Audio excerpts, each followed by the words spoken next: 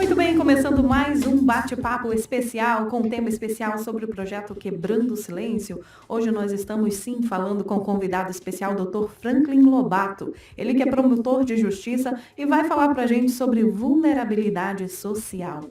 Boa tarde, promotor. Tudo bem? Boa tarde, meus amigos ouvintes da Novo Tempo. Parabéns pelo projeto Quebrando o Silêncio. Seja muito bem-vindo. O senhor vai começar falando para a gente, esclarecendo. A gente sabe que o projeto Quebrando o Silêncio, ele tem o objetivo de combater, tem o objetivo de prevenir e a violência doméstica. E a gente sabe que isso atinge especialmente as pessoas vulneráveis. Por isso, hoje o senhor vai falar para a gente aí nos primeiros 10 minutos, 15 minutos sobre a vulnerabilidade social. A palavra é toda sua. Seja muito bem-vindo. Muito bem, então vamos aqui apresentar a vulnerabilidade social. Eu queria falar, então, sobre essa crise global do coronavírus, essa crise que, infelizmente, foi causada por um vírus, e a gente observa que essa pandemia fez com que determinados grupos sociais no mundo se tornassem muito mais vulneráveis. Os estudos alertam que é preciso combater essa vulnerabilidade social. Mas, doutor Franklin, o que é vulnerabilidade social? Vulnerabilidade social é o conceito que caracteriza a condição de grupos e indivíduos que estão à margem da sociedade. Você vê essas pessoas aí nas ruas, são as crianças pedindo, são essas pessoas que mendigam pelas ruas, as pessoas que estão se drogando e que não têm condições porque estão em situação de vulnerabilidade social. E essa situação econômica de grupos, ela se reflete numa situação que impacta a questão financeira de moradia. São pessoas que não têm moradia, que não têm acesso à educação, não têm acesso à oportunidade para o seu desenvolvimento enquanto pessoas em situação de vulnerabilidade. E essa exclusão global de cidadãos é uma situação de vulnerabilidade social que precisa ser combatida, porque ela está relacionada com a exclusão desses cidadãos e a falta de representatividade deles e oportunidades nos determinados países. Eu falo falta de representatividade e oportunidades porque eles não são representados por nenhum segmento da sociedade. E eu preciso também mostrar que a vulnerabilidade social é diferente da pobreza.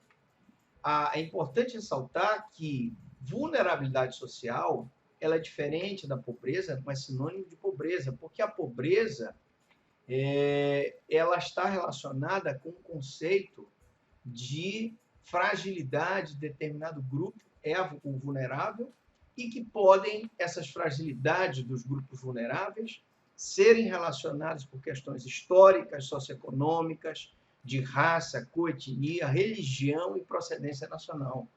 Enquanto a pobreza se limita a questões econômico-financeiras, a pessoa que não tem dinheiro, que não se alimenta bem e que, enfim, não tem acesso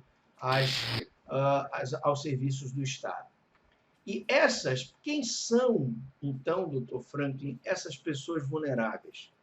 Para entender sobre os indivíduos que estão nessa situação, é importante ter em mente que a vulnerabilidade pode ser causada por diversos fatores, como, por exemplo, se trabalhar o conceito de vulnerabilidade social de indivíduos do mundo todo pela sua fragilidade, incapacidade de praticar um ato e sair dessa situação de vulnerabilidade. Os tipos de vulnerabilidade. Vamos lá. Eu preciso esclarecer que quando a gente fala de vulnerabilidade, a gente fala de vulnerabilidade das mulheres, por exemplo, em situação de violência doméstica. E é preciso, através desse projeto do Quebrando o Silêncio, parabenizar o trabalho que vem sendo feito, porque toda iniciativa que visa combater essa vulnerabilidade de mulheres, essa vulnerabilidade de crianças, a vulnerabilidade de idosos, pela questão da fragilidade perante outros grupos da sociedade, merece nosso reconhecimento. A gente tem muita preocupação com a vulnerabilidade infanto-juvenil, com a vulnerabilidade na área da saúde a marginalização e a exclusão social. E até a questão da vulnerabilidade territorial. Eu preciso falar um pouco dessa vulnerabilidade juvenil. Segundo dados do IBGE, o Brasil possui cerca de 34,5 milhões de jovens na faixa dos 15 aos 24 anos de idade, que representam cerca de 18% dos seus habitantes. Porém, esses jovens estão expostos às mais elevadas taxas de mortalidade por causas violentas, crimes, abusos sexuais e toda sorte de vulnerabilidade. E eu preciso trabalhar para que esses jovens que têm dificuldade de acesso ao mercado de trabalho sejam qualificados e inseridos.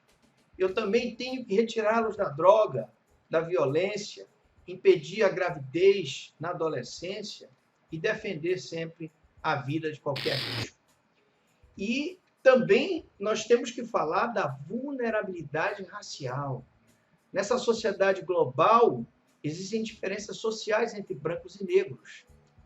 E aí a maioria dessas pessoas, que são as pessoas de cor negra e cor parda, possuem rendimentos mais baixos e a persistência de situações de maior vulnerabilidade indicada por evidências nos campos da educação, saúde, moradia, entre outros.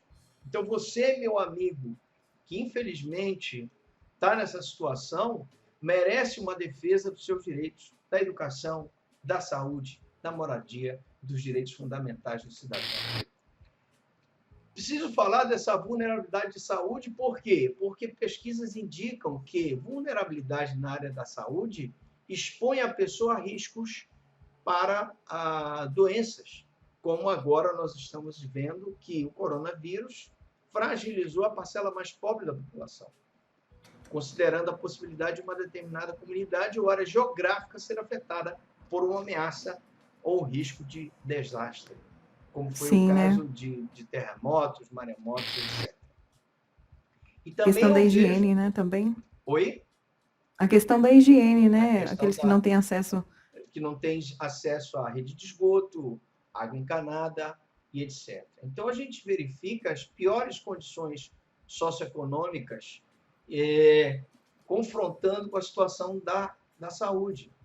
Eu posso provar que condição socioeconômica tem uma carga maior de doença, como as doenças com tratamento curto. E esses grupos também sofrem o maior número de acidentes domiciliares e urbanos, têm menor acesso aos cuidados de saúde e, portanto, estão em situação de vulnerabilidade social.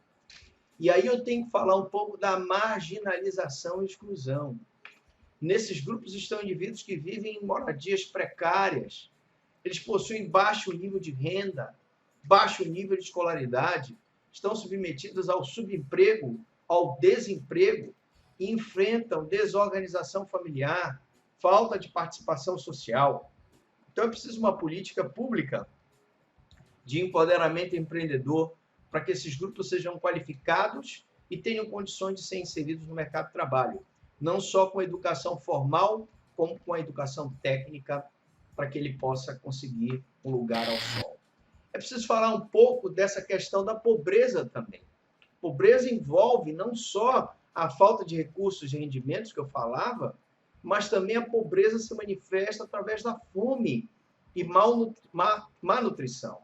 Então, eu tenho acesso limitado à educação, eu tenho acesso limitado aos serviços básicos, eu tenho a questão da discriminação e exclusão social, bem como a falta de participação na tomada de decisões sobre a sua comunidade onde ele vive.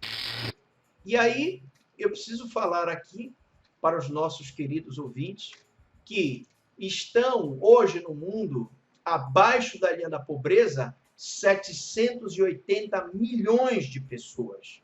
Mais de 11% da população mundial vive na pobreza extrema e luta para satisfazer as necessidades básicas apenas com 1,90 dólares por dia. Não são nem 2 dólares por dia. E aí eu vejo que cada 100 homens dos 25 aos 34, há 122 mulheres em situação de pobreza e vulnerabilidade social, que reflete a estatística é que a mulher, infelizmente, é mais vulnerável do que o homem, até nessa questão da pobreza. E eu preciso falar da vulnerabilidade territorial, grupo composto de populações marginais que se concentram nos núcleos urbanos sem planejamento, são sujeitas à discriminação social. Essas pessoas estão numa estrutura precária, têm baixa qualidade de vida e carregam o estigma de população periférica. Mas ele também é teu irmão. Ele também merece ser assegurado os seus direitos e garantias fundamentais. E aí, já terminando a minha fala, para que a gente possa dar aos ouvintes as perguntas, as 3 dimensões da vulnerabilidade. Primeira, eu preciso saber a média de infraestrutura urbana. Dados como abastecimento de água precário, rede de esgoto inexistente e falta de coleta de lixo está na dimensão de vulnerabilidade social. Capital humano, número 2, acesso à educação e condições de saúde. Se eu não dou acesso à minha população, uma condição boa de educação, qualificação profissional para inserção no mercado de trabalho, e não dou a eles condições preventivas de se precaver com doenças, eu estou, então, colocando essa população numa situação de vulnerabilidade social. Renda e trabalho. É preciso ter suficiência de renda na família. É preciso ter ocupação de adultos e ocupação formal, com ensino fundamental, curso técnico profissionalizante e 3º grau, para que eles não dependam de renda de pessoas idosas, para que eles não apresentem problemas de trabalho infantil, porque, caso contrário, eu estarei colocando essas pessoas em situação de vulnerabilidade social. E você me pergunta, meu amigo ouvinte, Dr. Franklin, como combater a questão da vulnerabilidade social global? Eu falo porque se é um assunto global, a mesma solução que vai ser dada para o Brasil é a mesma solução que vai ser dada para o México, para Bangladesh, para a Indonésia, etc.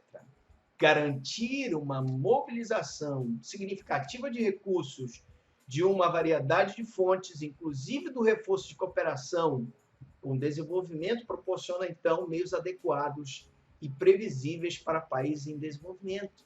E aí eu posso dar alguns exemplos.